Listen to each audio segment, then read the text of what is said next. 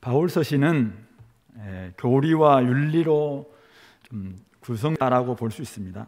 특히 오늘 데살로니가 전서도 보면은 1장부터 3장까지는 교회에 대한 칭찬, 또 디모데를 보냈던 바울의 마음, 이런 것들 좀 전달했다면은 4장, 5장은 교회가 어떻게 살아가야 되는지에 대한 바울의 권면이라고 말할 수 있습니다. 로마서도 우리 1장부터 11장이 좀 상당히 교리에 집중하고 12장부터 16장이 좀 삶에 집중했다 하고, 우리 에베소서 같은 경우도 1장부터 3장까지와 4장부터 6장까지가 조금 이렇게 믿음과 교리와 윤리 이런 식으로 좀 분리되어 있는데요, 둘 다 하나님께서 주시는 말씀인 것이죠. 그러므로 우리의 삶은 복음을 잘 받는 게 참 중요합니다. 그리고 그 복음을 바르게 살아내는 것도 참 중요하죠. 둘 다 하나님께서 원하시는 바입니다. 그러므로 오늘 우리가 주님의 재림을 기다리는 성도로서 어떤 삶을 살아가야 하는가, 오늘 주님의 가르침이죠. 사도의 권면이자 주님의 가르침을 오늘 우리가 잘 좀 받아서 여러분들의 삶 가운데 또 실천할 수 있었으면 좋겠습니다. 4장 5장은 1절부터 8절, 4장 1절부터 8절이 결혼 생활에 대한 이야기를 좀 하고 있고요, 9절부터 12절은 형제 사랑, 그리고 4장 13절부터 18절은 죽은 자에 대한 태도, 그리고 5장 1절부터 11절은 재림의 때와 시기에 관해서 말씀하면서 어떻게 살아야 할 것인가 이야기하고 있고, 5장 12절부터 마지막까지가 교회 안에 있는 다양한 사람들 그리고 다양한 문제들을 다루면서 권면한 내용입니다. 오늘은 첫 번째, 두 번째 결혼 생활과 형제 사랑에 대한 이런 두 문제를 가지고 거룩한 사랑에 대한 이야기를 같이 한번 나눠보겠습니다. 4장 1절 2절 보니까, 그러므로 형제들아 우리가 끝으로 주 예수 안에서 너에게 구하고 권면하노니, 끝으로 바울이 이제 끝으로 해놓고 사실은 4장 5장 굉장히 길게 이야기하고 있는데 끝내겠다는 말이 아니라 앞에 좀 자기 마음 이제는 이렇게 살라라는 이야기로, 그래서 우리 이렇게 살아야 된다라는 이야기로 끝으로 이렇게 좀 표현을 씁니다. 어쨌든 바울의 권면은 무엇이냐면은, 너에게 구하고 권면하는 것은 너희가 마땅히 어떻게 행하며 마땅히 행해야 될 일이죠. 그것은 하나님을 기쁘시게 할 수 있는지를 우리에게 배웠다. 하나님을 기쁘시게 하는 바를 그들에게 바울에게 배웠는데, 그것이 바로 성도들이 마땅히 행할 바다라고 이야기하면서, 바로 그것은 너희가 지금 행하고 있는 바다. 그러니까 결국 바울이 오늘 이야기하고 싶은 것은 뭐냐면은, 하나님을 기쁘시게 하는 생활 이미 다 배웠어요, 바울한테. 그런데 지금 그 배운 것을 지금도 그들이 행하고 있는 겁니다. 근데 그거에 대해서 바울이 그들에게 다시 권면하는 내용이 뭐냐면은, 더욱 많이 힘써라, 그 이야기입니다. 그것은 2절에 보니까 주 예수로 말미암아 너희에게 무슨 명령으로 주는 것을 너희가 아느니라. 이것은 바울 자신의 명령이 아니라 주 예수로 말미암은 명령이라고, 주님의 가르침이다라고 이야기하고 있는 것이죠. 정리하면은 주 예수님으로 말미암아 시작된 그 가르침이죠, 명령입니다.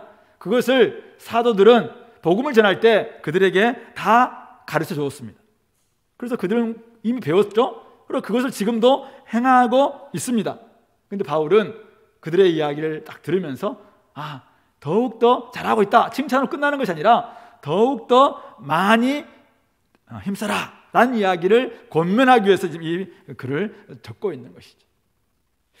성도들이 마땅히 살아내야 될 내용, 그것은 하나님을 기쁘시게 하는 우리의 삶이겠죠.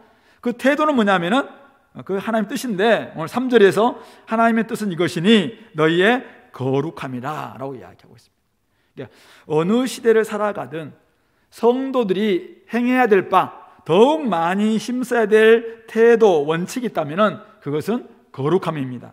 하나님의 뜻은 이것이니 너희의 거룩함이라. 이것을 로마서의 표현으로 쓴다면은 로마서 우리 12장 1절 2절에서 뭐라고 얘기합니까? 너희 몸을 하나님이 기뻐하시는 거룩한 산 제물로 드리라. 이것이 하나님께 드릴 영적 예배니라. 이 세대를 본받지 말고 마음을 새롭게 함으로 변화를 받아 하나님의 선하시고 기뻐하시고 온전한 뜻이 무엇인지 너희가 분별하도록 하라. 사실은 우리가 이 땅 가운데 살아가면서 하나님께 진짜 삶의 예배를 드린다는 것은 무엇인가라고 할 때 바로 하나님의 거룩하신 뜻, 하나님의 선하시고 기뻐하시고 온전하신 뜻이 무엇인지 알고 분별하고 우리가 그것을 살아낼 때 그것이 하나님께 예배가 되는 것이고 바로 우리가 드릴 영적 예배다라고 이야기하고 있습니다. 그 에베소서에서는 4장 24절에 이렇게 이야기합니다. 심령이 새롭게 되어 하나님을 따라 의와 진리의 거룩함으로 지으심을 받은 새 사람을 입으라. 결국 거룩함으로 지은 새 사람을 입으라, 입고 살아내라는 말이죠. 그래서 이제 여러 가지 음란을 버리고 막 쭉 나오는 이야기가 우리 에베소서도 보면 4장 5장에 가면 이런 이야기를 굉장히 많이 하고 있는 것입니다. 결국 성도들에게 기대하시는 하나님의 뜻은 거룩한 삶입니다. 그것은 성도들이 마땅히 행해야 할 바입니다. 거룩함이 무엇입니까? 거룩함은 구별됨이죠. 누구와 구별돼요? 이 세대와 구별됨입니다. 그 시대와 구별됨입니다. 결국 우리가 살아가는 시대와 구별되는 것, 바로 이것이 거룩함입니다. 성도는 세상을 향해서 하나님의 의의 빛을 비추는 사람들, 하나님을 대표하는 사실은 무리가 성도들입니다. 그래서 우리는 다른 기준으로 살아가는 사람이기도 합니다. 어떤 사람들이 이제 거룩한 삶 그러면 이제 목사님이나 장로님들처럼 이렇게 좀 종교 생활 열심히 하시는 그것으로 말합니다. 거룩한 삶은 물론 종교 생활을 포함합니다. 그러나 종교 생활로 치환될 수는 없습니다. 맞바꿀 수는 없습니다. 거룩한 삶은 우리의 일상 모든 삶의 전 영역에서 나타나야 될, 구체적으로 나타나야 될 우리의 삶의 태도, 세상 사람들과는 구별된 그런 삶의 모습이 거룩함이라고 말할 수 있는 것이죠. 성경에서 거룩한 삶의 내용을 가장 잘 표현하고 있는 성경이 있는데 레위기죠. 레위기 19장이 우리 특별히 이거에 대해서 잘 이야기하는 걸 한번 찾아볼까요? 레위기 19장 구약성경 구약 175페이지입니다. 레위기 19장 전체가 거룩함에 대한 이제 삶의 영역을 구체적으로 표현하고 있는데요. 우리 2절에서 여호와께서 모세에게 이렇게 이야기하죠. 너는 이스라엘 자손의 온 회중에게 말하 이르라. 너희는 거룩하라. 이는 나 여호와 너희 하나님이 거룩함이니라. 우리 많이 듣던 말이에요. 내가 거룩하니 너희도 거룩해라. 이걸로 사실 끝나지 않고 바로 첫 번째 영역이 어딥니까? 너희 각 사람은 부모를 경외하고 나의 안식일을 지키라. 나는 너희 하나님 여호와니라. 바로 첫 번째 영역이 내 부모를 경외하라, 존경하라, 공경하라. 또 제5계명을 이야기하고 있습니다. 그래서 바로 우리가 거룩함으로 드러내야 될 첫 번째 영역이 어디냐면은 부모와의 관계예요. 가정생활이라는 거, 가정에서 우리가 세상이 뭐라고 이야기하든 세상이 어떻게 살아가든 우리는 하나님을 모신 사람들은 부모를 경외하고 부모를 공경하는 게 맞다. 두 번째 영역이 어디냐면은 5절입니다. 너희 화목제물을 여호와께 드릴 때 기쁘게 받으시도록 드리고 그 제물을 드리는 날과 이튿날에는 그것을 먹고, 그러니까 제대로 하나님께 화목제물을 드릴 때도, 제사를 드릴 때도, 예배 드릴 때도 하나님이 예배 드리라고 하는 그 방식대로 드리는 것, 예배를 드릴 때 하나님이 원하시는 방식대로 드리는 것, 그것이 바로 거룩함이라고, 예배의 영역도 거룩한 예배가 있다라고 이야기하고 있습니다. 세 번째 영역이 어디인가요? 9절을 보시면은 너희 땅에서 곡식을 거둘 때 반 모퉁이까지 다 거두지 말고 이삭 다 줍지 말고 가난한 사람들과 거류민들을 위해서 좀 남겨둬라, 버려둬라, 그렇게 이야기하면서 우리의 직업 현장, 삶의 현장에서 가난한 사람들, 이웃들, 그런 사람들을 배려하는 그것이 바로 거룩함이라고 이야기하고 있습니다. 결국 우리의 삶의 현장, 직업 현장에서 우리가 어떻게 다르게 살 것인가, 이게 거룩함이라는 것이죠. 11절에서는 사회관계를 이야기합니다. 남의 도둑질하지 말고, 속이지 말고, 거짓말하지 말고, 거짓 맹세해서 하나님의 이름을 욕되게 하지 마라. 친구 관계 속에서, 또 직장의 동료들 관계 속에서, 이웃 관계 속에서 거짓말하고 속이고 도둑질하고 이 관계에서 바로 거룩함이 드러나야 된다라고 이야기하고 있죠. 내 이웃을 13절에서는 이웃 품삯 아침까지 밤새도록 내게 두지 말라. 그리고 귀먹은 자, 맹인들 앞에 장애물을 놓지 마라. 사회적 약자들에 대해서도 우리가 어떻게 보일 것인가, 이렇게 이야기합니다. 15절에서는 재판할 때 그 다음에 17절에서는 형제사랑, 18절에서는 원수, 동포, 이웃사랑, 내 자신과 자라. 우리 예수님께서 하나님 사랑과 이웃 사랑을 끄집어왔던 그 본문이 바로 이 18절 내용이죠. 그리고 19절부터는 우상 숭배에 대한 이런 태도들, 그다음에 성적인 고결함들, 정직한 거래, 그리고 어른 존중, 이런 32절 보세요. 너는 센 머리 앞에 일어서고 노인의 얼굴을 공경하며 내 하나님을 경외하라 라고 이야기하고 있죠.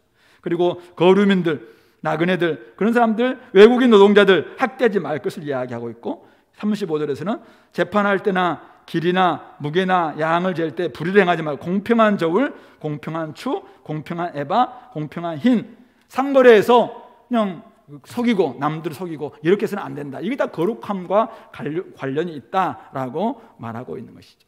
다시 우리 신약에 넘어온다면은 지금 로마 제국의 한 지역 도시 우리 데살로니가에서 오늘 바울은 그들에게 이야기하고 있습니다. 너희들에게 향한 하나님의 뜻이 거룩합니다.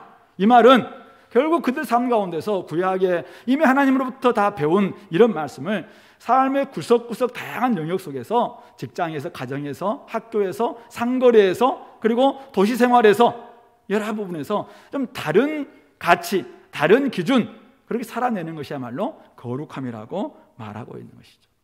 오늘 우리 시대에 다양한 삶의 현장이 있을 겁니다. 여러분들 요즘 가장 많이 놀고 있는 놀이터가 어디입니까? 혹시 유튜브인가요?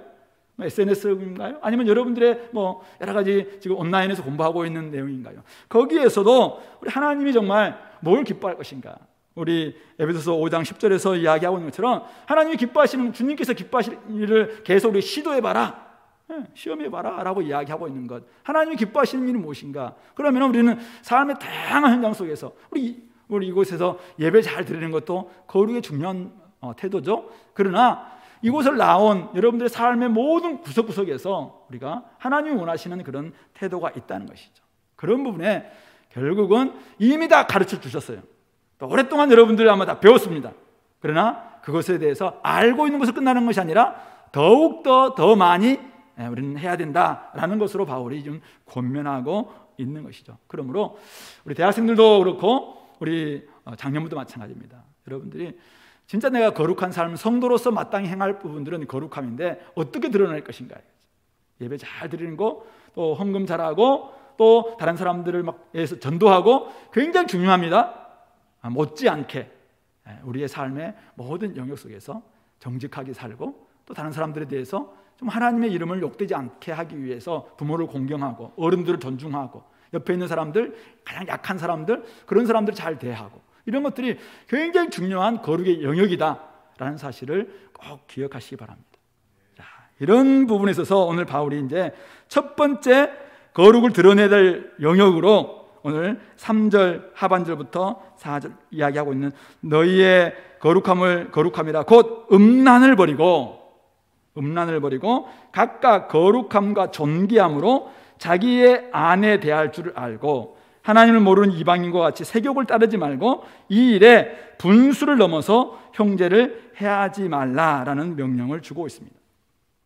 여기에는 부정적인 명령과 긍정적인 명령이 있는데, 부정적 명령은 무엇인가요? 음란을 버리라. 새 번역은 이렇게 이야기했습니다. 음행을 멀리해야 합니다.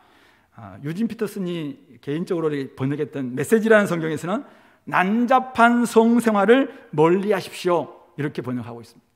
굉장히 구체적이죠.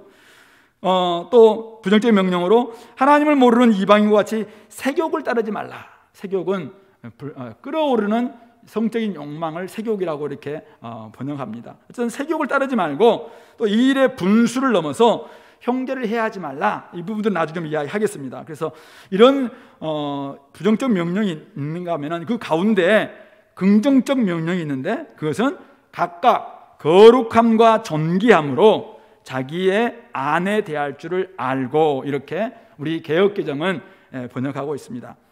그래서 도덕 기준이 낮았던 로마 시대 데살로니가, 거기도 무슨 신전이 있었어요. 신전에서 지금 이 편지를 적고 있는 고린도는 말할 것도 없고, 또 에베소, 데살로니가 곳곳에 신전이 있었는데 거기에서는 온갖 난잡한 일들이 많이 벌어졌거든요. 그런 시대를 감안해 볼 때 이 도덕 기준이, 윤리 기준이 굉장히 낮았던 이 로마 시대 때 교회는 세상과는 다른 태도로 자기 아내를 존대하라라는 이런 권면입니다.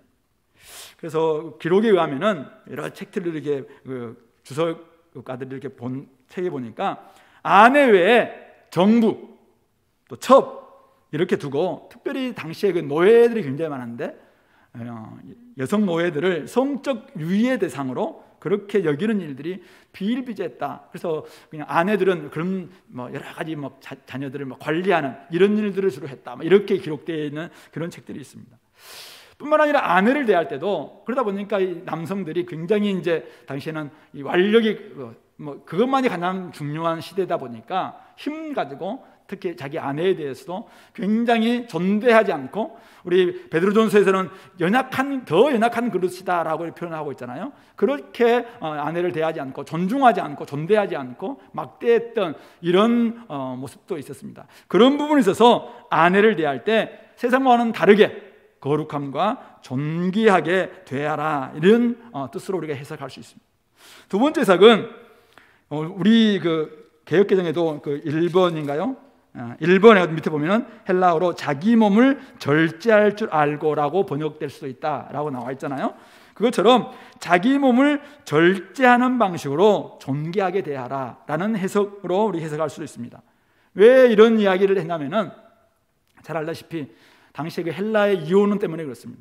영혼은 거룩하고 영혼은 존귀한 반면 몸, 육체는 속되고 한찮다, 이런 사상들이 팽배해 있었습니다. 그 영향으로 말미암아 사실은 자기의 몸을 아무렇게나 사용하는, 쾌락을 위해 사용하는 쾌락주의가, 사실은 이 헬라의 이혼론으로 말미암아 금욕주도 있었지만은 쾌락주의가 굉장히 많이 팽배해 있었고, 그거에 대해서는 아무렇지도 않게 생각합니다. 왜요? 이거는 속되는 것이기 때문에 마음껏 써도 괜찮다, 엉망으로 해도 자기의 욕망에 따르면 된다, 이런 생각들이 팽배해 있었다는 것이죠. 그런 부분에 있어서 자기의 몸, 이 몸이라고 번역되어 있는 이 단어 자체가 그릇이란 뜻인데, 어쨌든 우리 몸에 있는 그릇, 이것들을 절제하면서 존대하게 대하는 것, 이것이야말로 하나님이 우리에게 원하시는 바다라고 이야기하고 있는 것이죠. 결국 아내라고 번역하든 자기 몸이라고 번역하든 어쨌든 이 거룩함과 존귀함으로 대할 것을 말씀하고 있는 그런 가르침인 것이죠. 쾌락주의에 빠져서 탐닉하거나 금욕주의에 빠져서 결혼과 성을 부정해서도 안 되는 것이죠. 성도들의 기준은 하나님의 말씀이어야지 이방인들의 습관이어서는 결코 안 되는 것입니다. 성도는 하나님의 뜻을 따라 우리가 살아가는 사람들이지, 우리의 육체의 욕망, 세욕이라고 번역하고 있는데, 하나님을 모르는 이방인들의 세욕을 따라서 살아가는 사람들이 결코 아님을 명심해야 됩니다. 베드로전서 4장 3절에서도 베드로사도 이렇게 이야기합니다. 이방인의 뜻에 따라 행한 것은 지나간 때로 족하도다. 우리가 허물과 죄로 죽었을 때, 우리가 이방이었을 때, 우리가 하나님을 알지 못했을 때, 우리는 마음과 육체가 원하는 대로 살았던 사람들입니다. 이 세대 그냥 권세 잡은 자들, 공중의 권세 잡은 자, 사탄에 의해서 타락했던 사람들이 저와 여러분들이었습니다. 그러나 우리는 거듭났고 주님 안에 들어왔고, 이제는 주님의 지배를 받는, 주님의 통제를 받고 있고 주님의 다스림을 받고 있는 그런 사람들입니다. 그러므로 더 이상 우리는 이방인의 뜻에 따라서 살아가는 그런 사람들이 아닌 것이죠. 당연히 이방인들이 추구하는 세욕에 따라서 살아가는 사람들도 결코 아님을 우리는 명심하고, 음란을 버리고 또 자기 아내, 자기 몸을 거룩함과 존대함으로 대하는 저와 여러분들이 되어야 될 줄로 압니다. 자, 그렇다면은 오늘 이 음란을 행하고 또 하나님을 알지 못하는 이방인의 세욕을 따르는 것이 왜 문제가 되는가 이거죠. 오늘 그것을 6절, 7절, 8절에서 이야기하고 있습니다. 이 일의 분수를 넘어서 형제를 해하지 말라, 이렇게 이야기하고 있죠. 그렇게 살아가는 것, 이 분수를 지키지 않고 결국 이 일의 탈선에서 성범죄를 저지른다면, 간음하거나 음란하거나 아니면 간통하거나 그런 죄를 범한다면 그것은 형제를 해하는 것이다 라고 이야기하는 것입니다. 형제 누굽니까? 바로 배우자를 이야기하고 있습니다. 그래서 어떤 번역은 형제 또는 자매 이렇게 번역하고 있어요.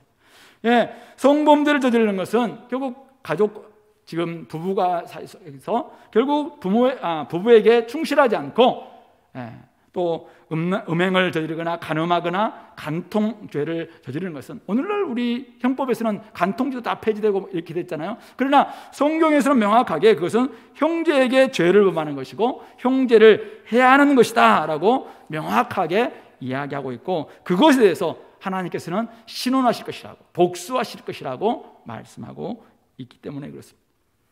기혼자일 경우 배우자가 있는 사람이 성을 함부로 사용하여 간통이나 간음을 하게 되면은 바로 그것은 바로 배우자인 형제나 자매에게 해를 끼치는 것이고 결국 죄를 범하는 것입니다. 그것은 우리 성경에서 유일한 이혼 사유가 무엇인가요? 바로 간음입니다. 결국 이것은 신뢰를 깨뜨리는 것이고 서약을 깨뜨리는 것이고 결국 옆에 있는 우리 배우자인 형제나 자매에게 죄를 범하는 것이기 되기 때문에 이거에 대해서는 이혼할 수 있고, 하나님은 그거에 대해서 엄연히 범죄 행위로 취급하면서 심판하실 것이다, 징벌하신다라고 말씀하고 있는 것이죠. 우리 미혼인 경우는 어떻습니까? 미혼인들은 뭐 이거 해당되지 않습니까? 미혼도 마찬가지입니다. 그래서 많은 분들이 이제 이 본문을 가지고 미혼인 경우에 혼전 성관계를 맺는 이 경우가 어떻게 될 것인가? 그것은 미래의 배우자인 형제나 자매에게 해를 끼치는 것이고 죄를 짓는 것입니다.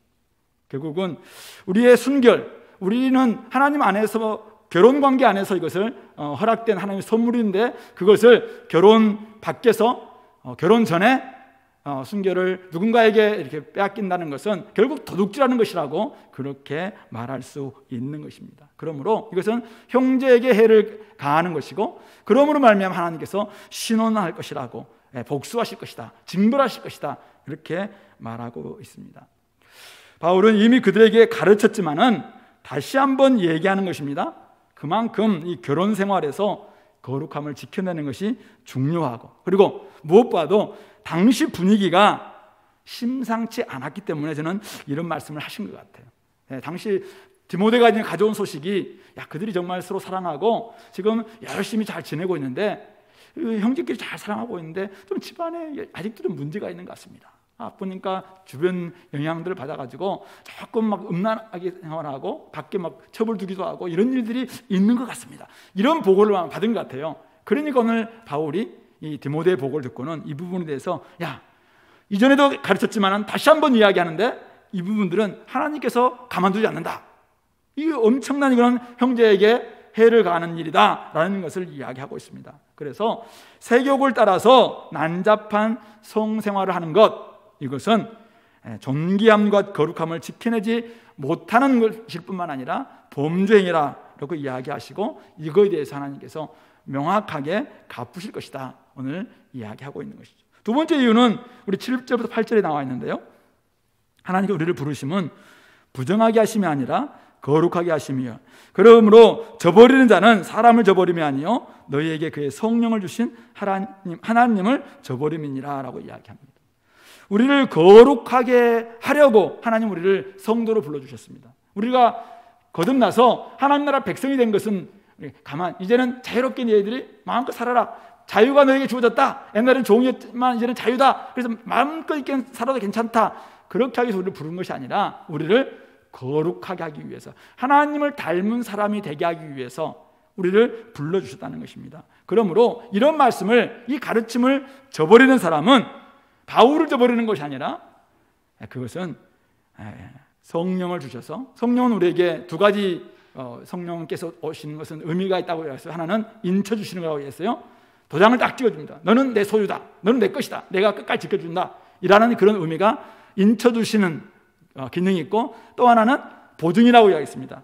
첫 열매로서 나중에 우리가 엄청난 하나님 나라의 보화를 다 얻게 될 터인데, 지금 하나님께서 우리에게 성령을 주심으로 말미암아 내가 보증금으로 너에게 딱 준다, 너희는 이제 나중에 정말 놀라운 하나님 나라의 그 엄청난 기업이 주어질 사람들이다 라는 것을 보여주기 위한 보증으로 성령을 주신 것이죠. 그 성령은 우리 가운데 진리의 영입니다. 그리스도의 영입니다. 그분은 끊임없이 우리에게 하나님 말씀을 생각나게 하고 옳은 길로 인도하면서 끊임없이 거룩하게 좀 다르게 살아야 된다, 세상이 뭐라고 이야기하든 너는 하나님 말씀을 살아야 될 하나님 나라 백성이다 라는 것을 끊임없이 우리 가르쳐 주십니다. 그런데 하나님의 그 성령을 우리 가운데 지금 소유하고 있음에도 불구하고 그 말씀을 듣지 않고 자기의 욕심을 따라 살고 세욕을 따라서 온갖 음란을 저지르고 그리고 결혼을 했음에도 불구하고 아내를 저버리고 남편을 저버리고 그렇게 살아가는 것, 그것은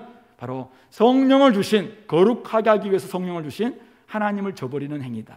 그러므로 단지 이것은 그냥 부정을 저질렀다, 세욕을 따라갔구나, 그 정도가 아니라 결국 하나님의 인도를 따르지 않겠다라는 선언과 같습니다. 그러므로 이것은 하나님을 저버린 불순종이다라고 오늘 바울은 이야기하고 있는 것이죠. 자, 그러므로 한번 정리해 보겠습니다. 오늘 여러분들에게 좋은 날, 심각한, 사실은 너무나 중요한 이야기니까 바울이 지금 데살로니가전서에서 이야기를 하고 있으니까 지금 하는 거예요. 여러분들이 지금 잘 살아가고 있음에도 불구하고 제가 하는 거는 다시 한번 이 바울이 이렇게 강조하기 때문에 좀 이야기하고 있는 내용입니다. 성도의 가정, 성도의 결혼 생활, 하나님의 뜻은 무엇입니까? 그것은 거룩함입니다. 이 시대와 달라야 된다는 말씀입니다. 이 시대의 가치관과 달라야 되는 것입니다. 하나님을 모르는 우리의 세욕, 불타는 정욕과도 달라야 합니다. 그것을 따르는 사람들이 우리는 결코 아니다라는 것입니다. 우리는 하나님 앞에서 거룩하고 흠없이 주님을 기다리는 사람들입니다. 그러므로 세상 기준이 아니라 하나님의 기준에 따라서 살아가야 되는 것이죠. 더 이상 육체와 마음이 원하는 대로 살아서는 안 된다라는 것입니다. 하나님의 원하심, 하나님의 뜻, 바로 성령의 인도하심, 그것은 바로 거룩함이라는 사실을 기억하시기 바랍니다. 그러므로 한번 구체적으로 여러분들이, 제가 구체적인 막 이야기 다는 못할 것 같아요. 근데 여러분들이 한번 스스로 나중에 한번 이야기해 보시기 바랍니다. 요즘 세상은 외도 아무렇지도 않게 여기고 있습니다. 상간자, 상간녀, 이런 말이 옛날에는 있지도 않았는데 요즘은 바로 나오고 있습니다. 혼외 성관계, 혼전 성관계, 이런 부분들에 대해서 아무렇지도 않게 자랑하고 있는 이런 시대에 우리는 살고 있습니다. 대중매체에서도 이런 부분들을 지금 부추기고 있는 것이죠. 하나님을 모르는 이방인의 세욕을 따르기 때문에 그렇습니다.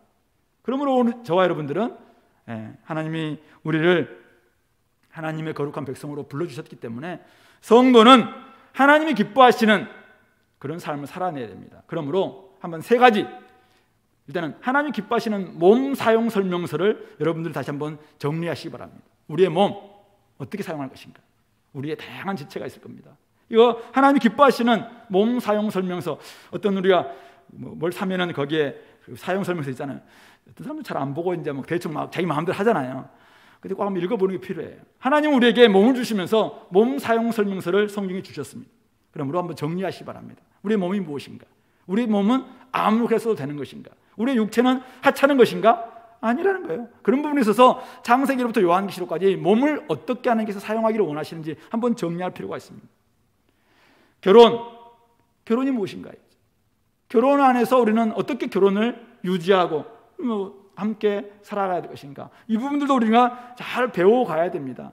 결혼 안에 주어진 이 성에 대해서 우리가 그냥 옛날엔 부끄러운 아마 주제였습니다. 그러나 지금은 더 이상 그렇지 않잖아요.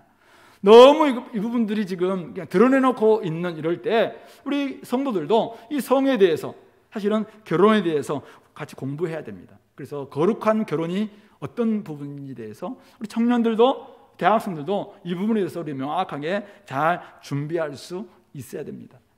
우리 신혼부부도 마찬가지입니다. 신혼부부에서 결혼했는데 모든 것이 이제는 그대로 이렇게 세상처럼 살아가도 되는 것인가? 결혼했다면은 거룩한 신혼부부, 그 주제를 가지고 한번 우리가 같이 설명해 봐야 됩니다. 세상은 지금 너무나 많은 부분들에 있어서 좀 우리에게 영향을 끼치고 있는 내용들이 많습니다. 그래서 우리 결혼하기 전에 또 결혼했던 사람들이 밖에 있는 친구들에게, 주변의 사람들의 이야기 들으면은 사실은 제대로 살 수가 없습니다. 그러나 성경은 신혼부부에게 뭘 요구하고 있는가? 이런 부분에 있어서 우리가 공부해야 됩니다. 남편과 아내의 역할에 대해서 우리 그동안 잘 공부해 왔다 하더라도 이제는 여러분들의 언어로, 여러분들의 생각으로 이걸 정리할 필요가 있습니다. 부모와 자녀의 관계도 마찬가지입니다. 그래서 이 시대는 지금 뭐가 문제입니까? 하나님은 이 땅에 창조의 첫 번째 조직이 제도가 있었는데 그것이 결혼이었습니다. 가정이었습니다. 그런데 오늘날 이 가정이 다 깨졌습니다. 오늘날 너무나 많은 가정이 깨어지고 있습니다. 이럴 때 교회가 대안을 마련해 주지 않고 교회가 다른 가정, 다른 결혼, 다른 성 이 부분에 대해서 명확하게 그들에게 알려주지 않으면은, 이 거룩한 성에 대한 이야기를 우리가 보여주지 않으면은 왜곡된 성에 의해서 이 시대는 더 문란하게 될 것이고 결국 로마가 여러 가지 이유 때문에 망했습니다. 그러나 사실은 이런 타락으로 인해서 하나님의 심판을 받았던 거잖아요. 그렇다면 오늘 우리도 마찬가지입니다. 이 땅의 경제적인 부분, 다른 것들은 너무 중요시 여기지만 이 부분들을 우리가 준비하지 않고 이런 부분에서 우리가 영향을 끼치지 않는다면 결국 가정이 무너짐으로 말미암아 사실은 결국 다음 세도 없고 또 나라도 기강도 다 흐트러질 수밖에 없다라는 사실을 기억하면서 우리 그리스도인들이 대안으로서의 가정을 세워가는 이런 연구, 같이 나눔 꼭 필요한 줄 압니다. 몸을 주신 하나님께서 기뻐하실 수 있도록 여러분들 몸을 존귀하게 여기시 바랍니다. 너무 우상처럼 여기지 마세요. 그러나 존귀하게 대하는 법들을 배우시기 바랍니다. 성은 다시 한번 이야기합니다. 결혼 관계 안에서만 허락된 하나님의 선물입니다. 그것도 다른 이성 간에 사실은 하나님 허락해 주신 부분입니다. 그러면 동성애도 사실은 비성경적인 것이고, 그리고 결혼 밖에서 하는 성생활도 다 잘못된 것입니다. 그런 부분에 있어서 성은 결혼 관계 안에서만 이성 간에 허락된 하나님의 선물이다. 이게 성경적인 명확한 규정입니다. 그리고 그 안에서 우리는 해석하고 살아내야 됩니다. 세욕을 위해서 사용하면은 배우자에게 해를 끼칠 것이고 하나님을 저버리는 행위입니다. 그러므로 절제와 통제가 꼭 필요한 것이죠. 오늘날 미혼모의 문제, 태아 유기의 문제, 구미 무슨 그 여인의 문제, 이런 모든 것들은 다 이런 지금 부산물들입니다.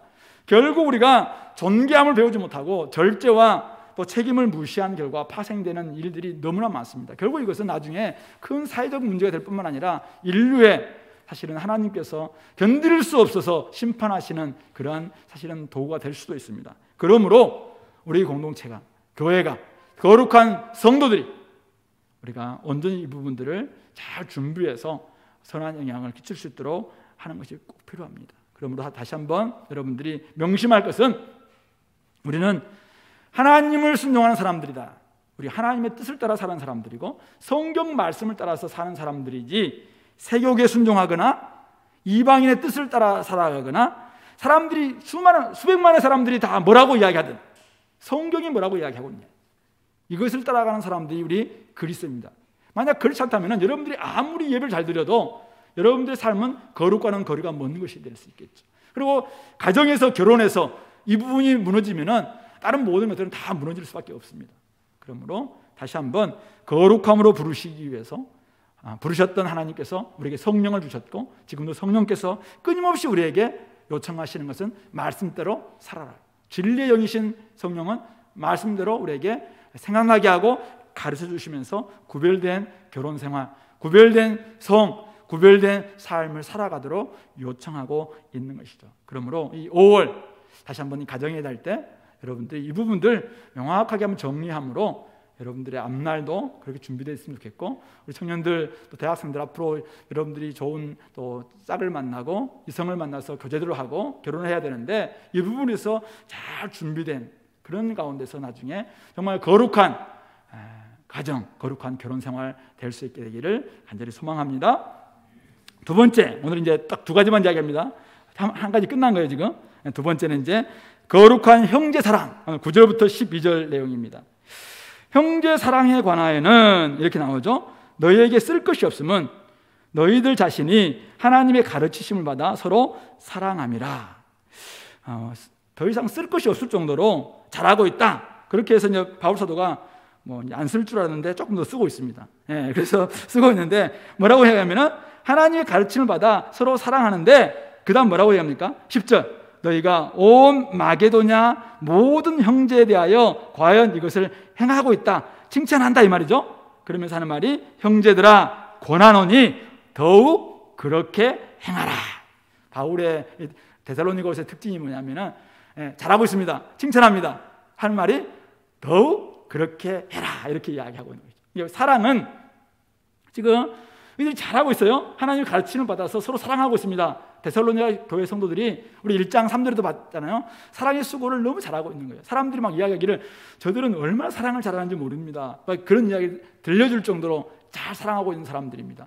근데 그들뿐만 아니라 그 곳에 있는 그 근처에 살고 데살로니가 좀 넘어있던 빌립보라든지 베레아라든지 이 지역까지도 이들의 사랑이 넘쳐나는 거예요. 그래서 온 마게도냐에 있는 그 행정구역상 데살로니가가 있는 그 마게도냐 전체에도 이들이 막 사랑하는, 교회 다니고 주님의 자녀들이라면 막 이들이 다 사랑하는 거예요. 그러니까 너무 잘하고 있구나 칭찬하고 있죠. 그러면서 하는 말이 근데 내가 고난한데 더욱 그렇게 해라. more and more. 다시 한번 이야기하면서 더욱 사랑해라 라고 이야기하고 있습니다. 이 형제 사랑, 헬라어로는 필라델피아입니다. 필라델피아. 그러니까 한 아버지 밑에 있는 형제들의 우애, 형제 우애를 필라델피아 사랑이라고 이야기하는데, 이들이 너무 잘하고 있는 거예요. 그래서 한 아버지 밑에 있는, 영적인 아버지 밑에 있는, 하늘 아버지 밑에 있는 우리 형제자매들을 너무 잘 사랑하고 있는, 참 그래서 칭찬하는데 더욱더 많이 할 것을 이야기하고 있는 것입니다. 그러므로 형제 우애, 형제 사랑에는 끝이 없다 이거죠. 더욱 넘치는 형제 사랑을 통해서 많은 사람들이 그 사랑을 배우고 또 그 사랑을 통해서 참된 아버지를 발견하도록 해야 되는 것, 이것이 오늘 바울이 교회에게 또 저와 여러분들에게 주시고 있는 교훈이 아닌가 이렇게 생각을 해봅니다. 그러면서 형제 사랑, 여러분들도 어떻게 어버이날이 여자였는데 형제, 요즘 뭐 형제도 많지 않잖아요. 1명, 2명인데 형제 사랑 잘하고 있나요? 우리 형제를 사랑할 때 막 싸우면은 가장 힘들어하시는 분이 부모님이겠죠. 사랑할 때도 가장 좋아하시는 분이 부모님이세요. 근데 막 형제를 사랑하면은 형제 우애가 있을 때 여러분들 한번 이렇게 하다 보면은 거기에 형제를 통해서 누구의 향기를 맡을 수 있냐면은, 누구의 그림자가 보이냐면은 부모님의 그림자가 보입니다. 부모님의 향기, 부모님의 손길이 보입니다. 그럴 때 더더욱 그들을 사랑할 수 있습니다. 저도 이제 뭐 요즘은 자주 만나지는 못하고 있습니다만 우리 형제 자매들, 구남매가 있는데 누님들이 한 번씩 밥을 맛있는 반찬 이렇게 가서 이렇게 하는 거 보면은 옛날 엄마의 손맛 이게 막 떠오릅니다. 저희 어머님 참 음식을 잘하셨거든요. 근데 그걸 먹으면은 굉장히 이게 맛있었던 막 그 기억이 나요. 그래서 누님들도 굉장히 뭐 맛깔스럽게 잘 하시는데, 그러면서 엄마라는 단어가 좋아하잖아요. 엄마의 옛날에 그 손맛 이것이 막 그리워지더라고 그러지고 또 어쨌든 그런 모습들이 생각나는 거죠. 오늘 뭘 이야기하냐면은 우리는 형제 우애를 통해서 누가 생각나냐면은 우리가 누구의 자녀냐 이거죠. 바울이 왜 더욱더 형제 사랑을 더해라라고 이야기하고 있습니까? 그들에게 좀 고생시키려고 하는 거 있나요? 아닙니다. 바울은 우리가 누구의 자녀인가라는 것을 더 드러내라 이거죠. 예수님은 우리에게 서로 사랑하라고 이야기하시면서 그렇게 할 때 세상은 너희가 내 제자인 줄 알 것이다 라고 이야기했습니다. 우리는 누구에게서 이 사랑을 배웠는지가 우리의 서로 사랑을 통해서 알 수 있습니다. 그리고 우리가 누구의 자녀인지가 우리가 서로 사랑을 통해서 어느 정도 보여줄 수 있습니다. 하나님의 그 말할 수 없는 사랑을 어떻게 우리가 다 보여줄 수 있겠습니까? 우리가 아무리 서로 사랑해도 하나님이 자기 자식을 독생자 예수님을 주시는 그 사랑을 어떻게 우리가 다 표현할 수 있겠습니까? 그래서 우리는 인간은 한계가 많기 때문에 사실은 온전히 보여줄 수 없어요. 그러나 계속 더함을 통해서 하나님의 사랑의 10,000분의 1이라도 100분의 1이라도 한번 보여주는 것, 이것을 지금 원하고 있는 것이죠. 우리가 서로 사랑할 때, 진짜 서로 사랑할 때 우리 아버지가 누구신지, 하늘 아버지가 어떤 사랑을 우리에게 베풀어 주셨는지가 드러날 수 있기 때문에 그렇습니다. 이 사랑은 이해관계를 뛰어넘는 다른 사랑입니다. 하나님의 사랑은 이해관계 때문에 요즘 형제 관계가 얼마나 망가지고 있습니까? 많은 기업들, 많은 데서 형제끼리 형제난 막 이런 표현을 쓰잖아요. 어떤 그룹들, 그렇게 큰 그룹인, 서로 좀 가지면 안 되나? 이런 생각이 우리는 드는데 그들은 그거 다 독차지하려고 형제끼리 막 난을 벌리고 서로 막 이렇게 하는 모습들이 얼마나 보기 이상하지 않습니까?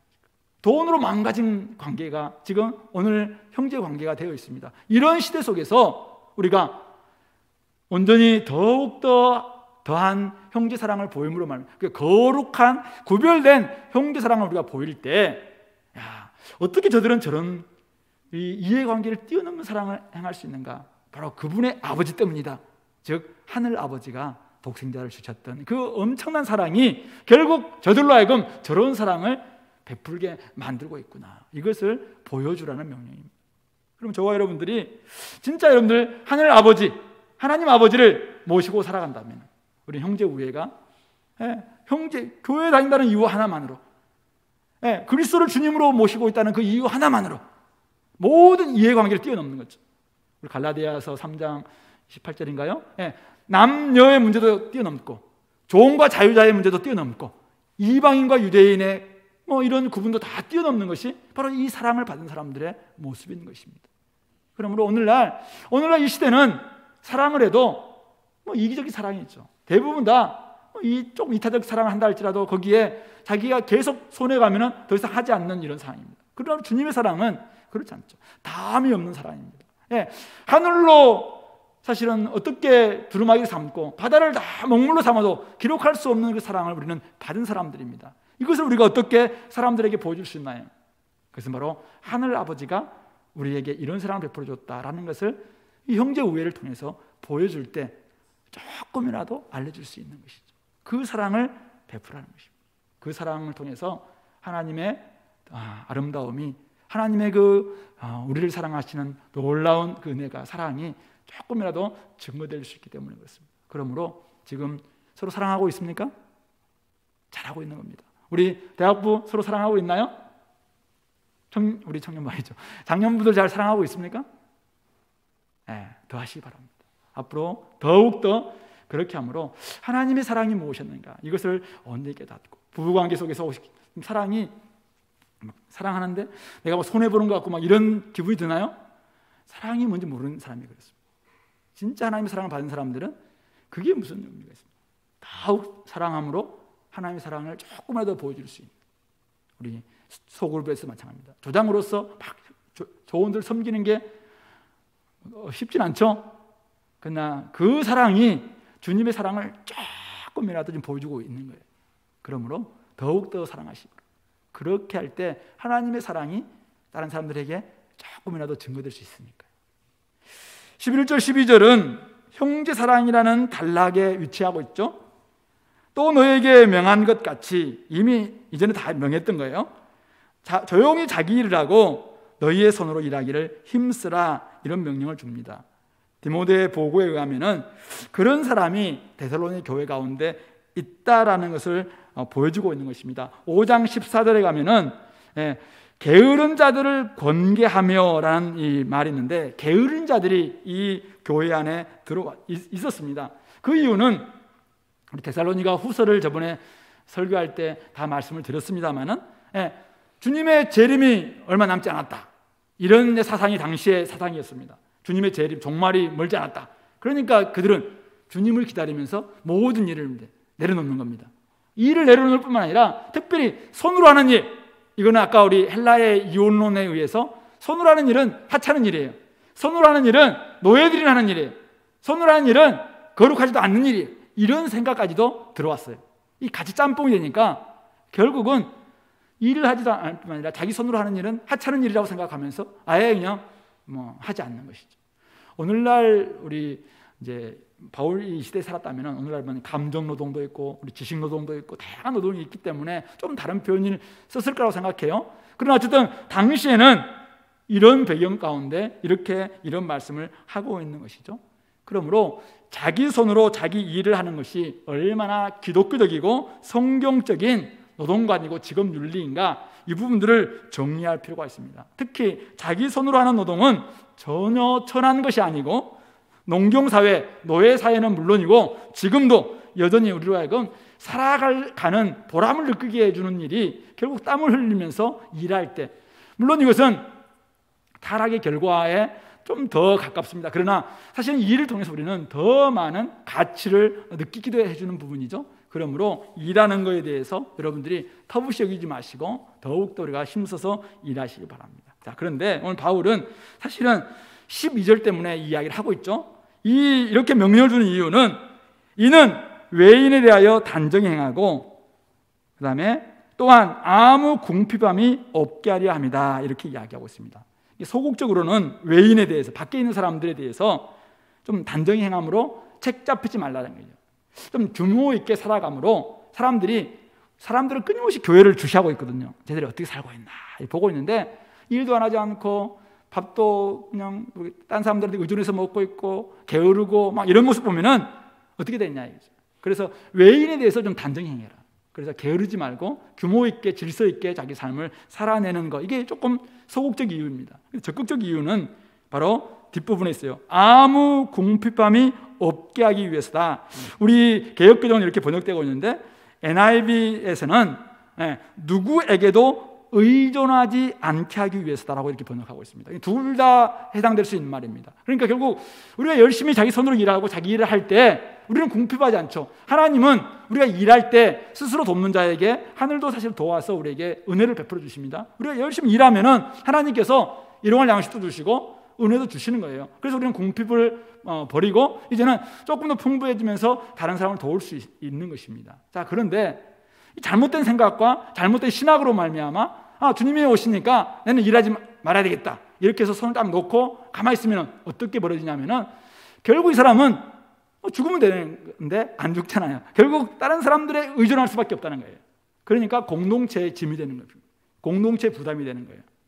그래서 오늘 바울 사도는 누구에게도 의존하지 않게 하기 위해서, 우리는 사실은 하나님 앞에서 독립적이면서 상호 의존해야 될 그런 모습이 우리들입니다. 그런데 자기가 일하지 않는 그걸 통해서 공동체는 이 사람을 결국 먹여 살려야 되는 책임이 주어지죠.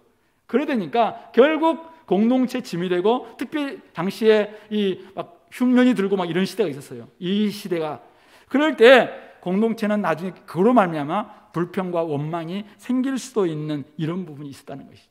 그래서 오늘 이들에게 바울 사도는 적극적으로 네가 제대로 일할 때 공동체에서도 형제 사랑을 베푸는 거다라고 이야기하고 있는 것이죠. 자기 손으로 열심히 일하는 것, 이것은 형제 사랑을 실천하는 방식이고, 결국 자기가 열심히 일함으로 말미암아 또 자기도 궁핍하지 않기 때문에 결국 이것이 결국 하나님이 복 주시는 길이기도 하다라고 이야기할 수 있는 것입니다. 물론 윤리적인 중간 지대에 회색 지대가 굉장히 많다는 것을 알고 있습니다. 그리스도인들은 가난에 처할 수도 있고 풍부에 처할 수도 있습니다. 우리는 어떤 상황에서도 능력 주시는 자 안에서 자족함을 배워야 되는 것이죠. 그래서 우리는 시간 사용, 재정 사용도 자족함을 배우기 위해서라도 나머지 부분들은, 나머지 시간들은 더 다른 사람들을 위해서, 다른 하나님의 나라를 위해서 쓸 수 있도록. 그래서 목사님이 막 50대 이후에 이제 3억 5억 프로젝트 막 말씀하셨던 것처럼 어쩌면 여러분들이 그렇게 조금은 가난하게 살겠다라는 마음이 있으면은 그렇게 할 수도 있어요. 그건 아주 중요한 부분이라고 생각합니다. 그런데 오늘 바울이 여기서 이야기하는 것은 뭐냐면은 잘못된 생각 때문에 주님을 기다린다는 핑계로 일하지 않는 것에 대해서 지금 지적하고 있는 것입니다. 일하고 싶어도 일자리가 없는 그런 부분들을 이야기하고 있는 게 아니에요. 열심히 일하지만 우리는 궁핍할 수도 있습니다. 그래, 그거에 대해서 우리는 공동체가 책임을 져주고 같이 섬기는 것, 이것은 마땅합니다. 그러나 손으로 일하기 싫어서 자기 일을 하지 않고 그냥 남들이 도와주는 것으로만 내가 살겠다, 이런 태도, 이런 것은 공동체 형제자매에게도 짐이 되고 외인들에게도 결국 이 책망거리가 되고, 그리고 하나님께도 칭찬받을 수 없다라는 것을 말씀하고 있는 것입니다. 지금은 오늘 우리 시대는 경제적으로 굉장히 어려운 시대입니다. 그래서 우리는 아무리 좀 일하고 싶어도 좋은 일자리가 없고, 대학을 나와도 정말 마땅한 일자리가 없어서 굉장히 어려운 시대, 알바 자리도 없는 이런 시대에 우리가 살고 있습니다. 그래서 그때 이걸 갖다 이 말씀 가지고 막 대하고 그러면 안 됩니다. 오늘 우리 시대는 적극적으로 궁핍한 사람들을 도울 수 있는 우리의 공동체적인 노력들, 상호 부조, 상호 형제 우애, 이런 태도가 필요합니다. 가난한 시대에 부유한 그리스도인이라는 책을 썼던 리차드 포스터 같은 아니다, 로날드 사이더, 그 책에 보면은 우리 그리스도인들에게 하나님께서 엄청난 이 부들을 허락해 주신 이유가 무엇인가? 많은 사람들이 굶주리고 있는 그들을 향해서 사실은 베풀려고 이것들을 나눔을 통해서 훨씬 더 하나님의 균등케 하시는 이런 역사들이 있다라는 것을 우리가 잘 알고 있는 것이죠. 그러므로 우리는 그거에 대해서 열심히 감당하는 것, 이것이 우리 형제 사랑입니다. 자, 그런데 다른 방식으로 여전히 그냥 자기가 다른 자기 나름대로 논리가 있겠죠. 그러나 잘못된 신학과 잘못된 생각과 잘못된 여러 가지 개념으로 말미암아 그냥 일하지 않고, 또 손으로 일하는 것에 대해서는, 노동에 대해서는 그냥 나는 원래 배운 게 머리로 쓰는 사람이야, 그래서 나는 손으로 일할 수 없어, 혹시 이런 생각이라든지, 하찮은 땀을 많이 흘리는 거라든지, 아니면 조금은 더 이렇게 기름때를 묻히는 거라든지, 이런 것들은 좀 하찮은 일이다, 이런 생각으로 인해서 그냥 일도 하지 않고 있다. 이것은 그는 공동체나 하나님 앞에서 올바르지 못한 태도다라고 이야기하고 있는 거죠. 그러므로 오늘 바울 사도는 스스로를 부양하는 것, 스스로 남들에게 의존하지 않고 스스로를 부양하는 것 또한 사랑의 표현이다라는 것으로 말씀하고 있는 것입니다. 그러므로 우리는 이 시대의 정신과 이 시대의 가치관과 이 시대의 태도와는 좀 다르게 결혼 생활도, 우리 직업 생활도, 우리 노동도 가치를 가지고 기준을 만들어 가야 됩니다. 그럴 때 사실은 많은 사람들에게 우리가 선한 영향을 끼칠 수 있고, 도리어 하나님의 사랑이 무엇인지 그들에게 알려줄 수 있기 때문에 그렇습니다. 그러므로 주님이 오시는 그날까지 우리 성도들이 견지해야 될 하나님의 뜻이 있다면 그것은 거룩함입니다. 이 거룩함을 여러분들이 어떻게 드러낼 것인가, 여러분들의 일상 한번 잘 이렇게 펴놓고 여러분들의 일상을 다양한 영역 속에서 한번 그려보시기 바랍니다. 나는 이 부분에서는 제대로 거룩하고 있는가? 공부할 때 나는 거룩하고 있는가? 나는 가정에서 거룩하고 있는가? 내가 알바 자리에서 거룩하고 있는가? 그리고 내가 친구 만날 때 거룩하고 있는가? 내가 앞으로 뭘 계획하는, 재테크하는 데 거룩하고 있는가?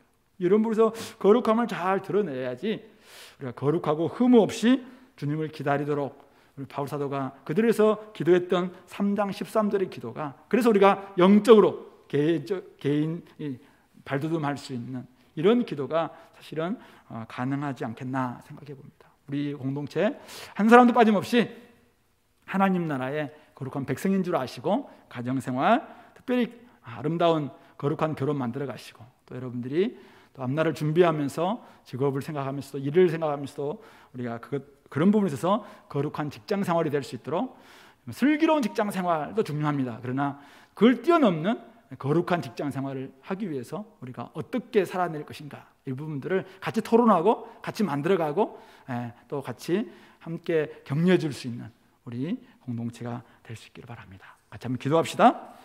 우리는 이미 거룩한 사랑을 받은 사람들이죠.